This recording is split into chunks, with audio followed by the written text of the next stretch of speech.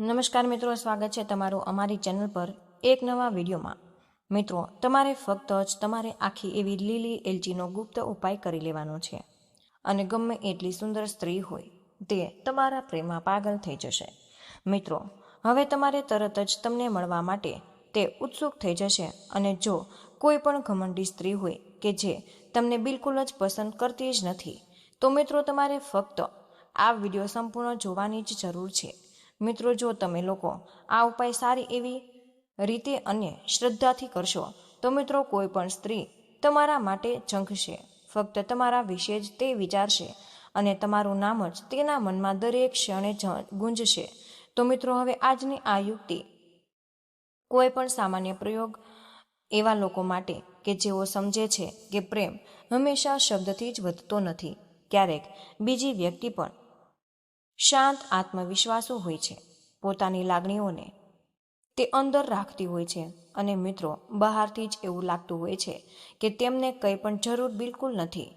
તો મિત્રો, હવે આ જ લોકો અંદરથી સૌથી વધુમાં વધુ એકલતા અનુભવે છે। ઘણીવાર તેઓ એ વાત કરતા હોય છે કે તેમની આંખો મળે અને એક વિચિત્ર એવું ખેંચાણ અનુભવાય છે, પરંતુ મિત્રો સંબંધ સ્થિર થઈ જાય છે, ન તો આગળ વધે છે અને ના તો સંપૂર્ણપણે તે તૂટે છે। બીજી વ્યક્તિ ના તો ઇનકાર કરે છે કે ના તો તે ખુલ્લે આમ નજીક આવી શકે છે। એક અંતર રહે છે અને અદૃશ્ય પરંતુ એક ઊંડાણપૂર્વક અનુભવાય છે। હવે મિત્રો, આવી જ પરિસ્થિતિઓમાં લોકો શબ્દનો આશરો લેતા હોય છે અને તેઓ એવું સમજવાનો પ્રયાસ કરતા હોય છે કે તેઓ વારંવાર સંપર્ક વધારે છે, પરંતુ જેટલા વધુ તે પ્રયાસ કરવામાં આવે છે તેટલી જ બીજી વખતે તે શાંત થાય છે અને અંદરની તરફ તે પાછી ખેંચાવા લાગે છે। તો મિત્રો, કારણ કે કેટલાક લોકો ઊંડાણથી નહીં પરંતુ સૂક્ષ્મ આકર્ષણથી પ્રભાવિત થવા લાગે છે અને મિત્રો આજની યુક્તિ બરાબર તે સ્તરે કામ કરે છે કે તે બાહ્ય પ્રયાસો દ્વારા નહીં પરંતુ એવા સ્તરે તે કામ કરે છે કે જ્યાં વ્યક્તિ પોતે જ સમજી શકતો નથી અને તેઓ મારા વિશે કેમ વિચારતા રહે છે, તેઓ તમને કેમ યાદ કરે છે, તમારી હાજરી હવે પહેલા જેવી સામાન્ય કેમ રહી ગઈ નથી।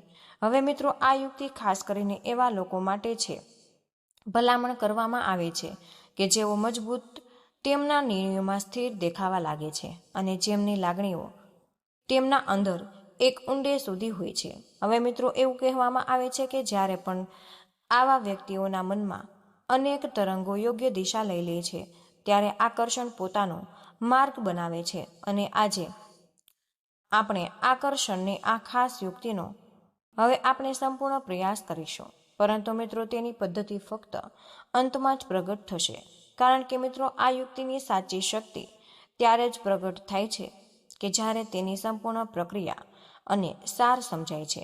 તો મિત્રો, અંત સુધી તમે જોડાયેલા રહેજો અને મિત્રો હવે તમે આનો ઊંડાણપૂર્વક તમે સમજો। એવું કહેવામાં આવે છે કે દરેક વ્યક્તિ પોતાની આસપાસ એક અદૃશ્ય વર્તુળ ધરાવતું હોય છે અને આ વર્તુળ તેમના શબ્દથી નહીં પરંતુ મિત્રો તેમના સ્વભાવથી રચાયેલું હોય છે। હવે વ્યક્તિ જેટલો પણ શાંત, સંતુલિત અને આત્મવિશ્વાસુ દેખાવા લાગે છે તેટલું જ આ વર્તુળ મજબૂત માનવામાં આવે છે અને આવા લોકો સરળતાથી પ્રભાવિત થતા નથી અને તેઓ સરળતાથી બીજાઓ માટે ખુલીને તે વાત પણ કરતા નથી। હવે આ જ કારણ છે કે તેમની સાથેનું આકર્ષણ ઘણીવાર તે અઘરું લાગવા લાગે છે અને જ્યારે પણ તમે તેની નજીક હોય છો ત્યારે પણ તે એક અંતર રહે છે, જ્યારે પણ તમે વાત કરી રહ્યા હોય અને ત્યારે પણ એક અર્થ રહે છે। જેમ જેમ તમે શબ્દથી તે અંતરને દૂર કરવાનો પ્રયાસ કરવા લાગો છો તેમ તેમ તે વર્તુળ ફક્ત કડક થતું જાય છે અને અહીં જ એક ખૂબ જ મહત્વપૂર્ણ મુદ્દો છે, આકર્ષણ હંમેશા દસ્તક આપતું નથી, તે દલીલ કરતું નથી, તે સમજૂતી આપતું નથી, તે શાંતિથી પ્રવેશ કરી જાય છે અને જ્યારે પણ આકર્ષણ યોગ્ય સ્તરે સક્રિય થાય છે ત્યારે જ બીજી વ્યક્તિ તમને કોઈ પણ કારણ વગર તે યાદ કરવાનું શરૂ કરી દે છે અને ક્યારેક તેઓ અચાનક જ તમારા નામ વિશે વિચાર કરવા લાગે છે, તો ક્યારેક તમારું નામ કોઈ પણ વાત લાંબા સમય સુધી મનમાં ગુંજતું રહે છે અને ક્યારેક ક્યારેક તમારી ગેરહાજરી પણ તેમની હાજરી જેવી તેમને લાગવા લાગતી હોય છે. હવે મિત્રો, આ પરિવર્તન બહારથી તરત જ દેખાતું નથી, પરંતુ અંદર ઘણું બધું હલનચલન કરતું હોય છે અને વાતચીતનો સ્વર બદલાવા લાગે છે અને વર્તનમાં થોડી એવી નરમાઈ આવવા લાગે છે. અને જે પણ અંતર એક સમયે તાકતું લાગતું હતું અને તે હવે ધીમે ધીમે છૂટું પડે છે. એવું કહેવાય છે કે આ બધું જ ત્યારે થાય છે જ્યારે પણ બે તરંગો સંપર્કમાં આવતા હોય અને એક તમારું અને બીજું બીજાનું. જ્યારે પણ આ સુમેળ પ્રાપ્ત થાય છે ત્યારે આકર્ષણને બળ લાગવાની જરૂર પડતી જ નથી અને તે પોતાનું માર્ગ બનાવે છે. તેથી જ પ્રાચીન માન્યતાઓ ચોક્કસ એક ખાસ એવું માધ્યમોની વાત કરતા રહે છે, અને એવા માધ્યમોમાં કે જે શબ્દ સાથે નહીં પરંતુ તેમની હાજરી સાથે કામ કરતું હોય છે. હવે આકર્ષણના તરંગોને વિખેરાઈ જવા દેતા નથી, પરંતુ તેમને તે દિશા આપી જાય છે. પરંતુ મિત્રો, હવે ધ્યાનમાં રાખો કે બધું જ આવું કરી શકાતું નથી અને બધું જ આ સ્તરની અસર બતાવતું નથી, પરંતુ ફક્ત તમારે થોડા જ સામાન્ય દેખાતા એવા તત્વ, મન, યાદશક્તિ અને લાગણીઓને સીધી જ અસર કરવાની તે ક્ષમતા ધરાવતા હોય છે. તો મિત્રો, હવે આપણે ધ્યાનથી તમે સાંભળો. હવે આ તે સ્થાન છે કે જ્યાં આ યુક્તિ તેના નિર્ણાયક વળાંકમાં પ્રવેશ કરતો હોય છે અને એવું કહેવાય છે કે આકર્ષણ એ માત્ર એક લાગણી નથી, તે ફક્ત સમય સાથે પણ જોડાયેલું ખોટા સમયે કરવામાં આવેલું યોગ્ય કાર્ય પણ તે કામ કરે છે. હવે મિત્રો, યોગ્ય સમયે કરવામાં આવેલું એક નાનું એવું કાર્ય તમારી પરિસ્થિતિને સંપૂર્ણપણે બદલી પણ શકે છે. તેથી જ તમે પ્રાચીન સમયમાં આકર્ષણ સંબંધિત ઉપાયો હંમેશા સમય સાથે તમારે જોડાયેલા હોય છે. હવે દિવસ અને રાત્રિના શાંત કલાકોને પોતાનો અર્થ હોય છે. જ્યારે દિવસનો ઘસારો ઓછો શું થાય છે? હવે જ્યારે બાહ્ય અવાજો ઓછા થવા લાગે છે અને જ્યારે મન અંદરથી વધુ સાંભળવાનું શરૂ કરી દે છે, ત્યારે જ આકર્ષણના બધા જ તરંગોને સૌથી મજબૂત માનવામાં આવે છે. એવું કહેવામાં આવે છે કે રાત્રિનો સમય મન અને સ્મૃતિ સાથે સૌથી સંવેદનશીલ સમય છે અને આ સમય દરમિયાન જે પણ લાગણી સક્રિય થાય છે તે સીધી આંતરિક અસ્તિત્વમાં ડૂબી જાય છે. હવે મિત્રો, એટલા માટે જ તમારે આ ધાર્મિક વિધિ માટે તમારે એક ચોક્કસ દિવસ પસંદ કરવાનો રહેશે અને તે પણ દિવસનો એક ચોક્કસ સમય. આ સમય જ્યારે પણ તમને કરવામાં આવે છે ત્યારે તમારે બીજી વ્યક્તિના મનમાં તમારી છબી જીવંત બની જાય છે અને તેઓ તમારી યાદ કર્યા વિના જ નથી રહી શકતા અને તેઓ પણ તમારી ગેરહાજરી સ્પષ્ટપણે અનુભવે છે.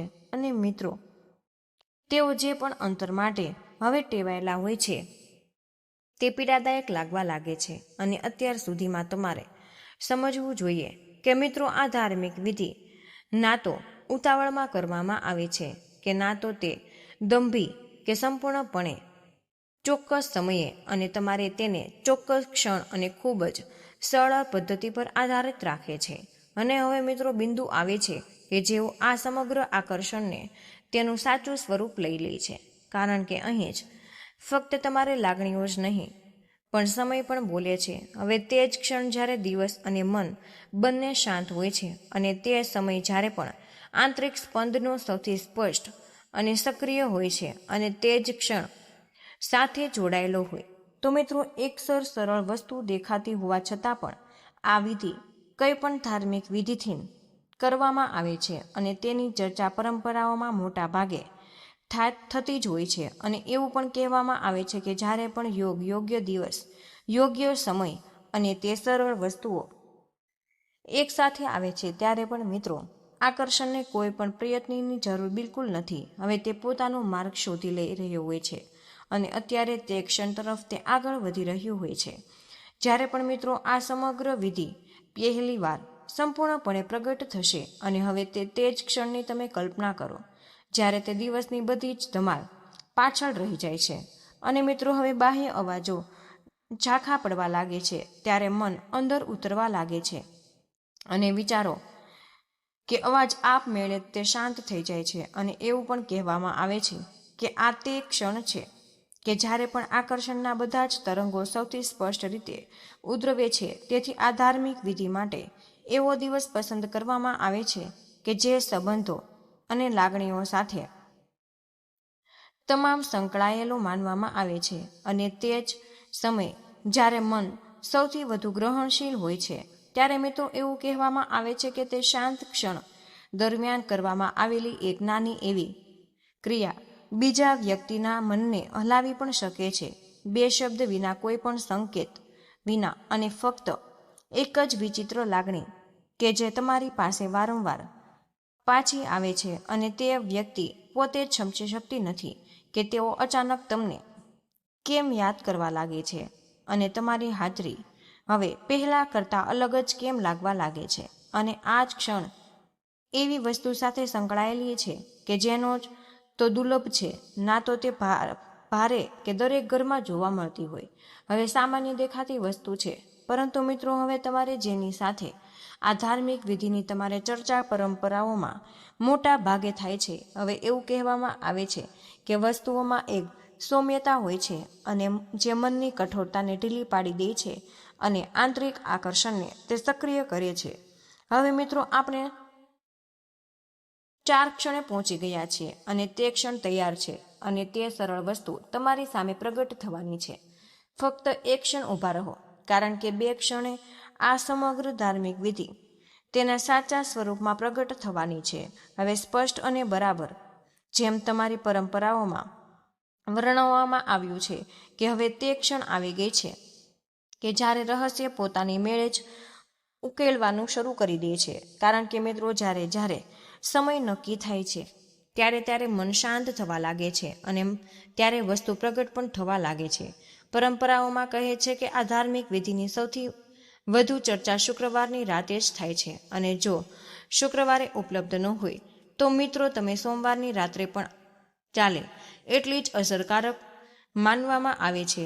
હવે મિત્રો એ સમય એ છે કે જ્યારે પણ રાત ઘટ થવા લાગે છે અને જ્યારે ઘડિયાળમાં 9 વાગ્યાનો સમય થવા લાગ્યો હોય અને આસપાસનો બધો જ માહોલ શાંત થવા જાય છે. અને હવે ચાલો મિત્રો હવે એક નાની એવી વસ્તુ કે એની વિશે આપણે વાત કરીએ કે જે સામાન્ય લાગે છે પરંતુ જેની વિધિ વર્ષોથી લોકોના હોઠ પર બેસી ગઈ છે.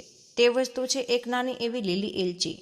મિત્રો એવું કહેવાય છે કે તેની સૌમ્યતા અને તેની સુગંધ અને તેનો સ્વભાવ હૃદય પર ઊંડી અસર કરી જાય છે અને આ જ એવું કારણ છે કે આકર્ષણ સંબંધિત ઉપાયોમાં તેને ખાસ માનવામાં આવે છે. હવે મિત્રો હવે તમે ધ્યાનથી સાંભળો, કારણ કે આ તે ભાગ છે કે જેના માટે તમે આટલા દૂર સુધી આવ્યા છો. હવે શાંત જગ્યાએ રહો અને 3 આખી લીલી એવી એલચી તમે લ્યો. તમારે એલચી તૂટેલી બિલકુલ ન હોવી જોઈએ. ત્યારે મિત્રો તમારે તમારા જમણા હાથમાં તમારે મૂકવાની છે. હવે તે વ્યક્તિનું નામ અથવા તો ચહેરો તમારે તમારા મનમાં આવવાનો છે. ફક્ત તમારે એક ક્ષણ માટે કોઈ પણ વાત નહીં, કોઈ પણ કલ્પના નહીં. પછી એલચીને તમારે તમારી હથેળીમાં મજબૂતીથી તમારે પકડીને રાખવાની છે અને થોડીક ક્ષણો માટે તેને તમારા હૃદય પર હળવેથી દબાવવાનું.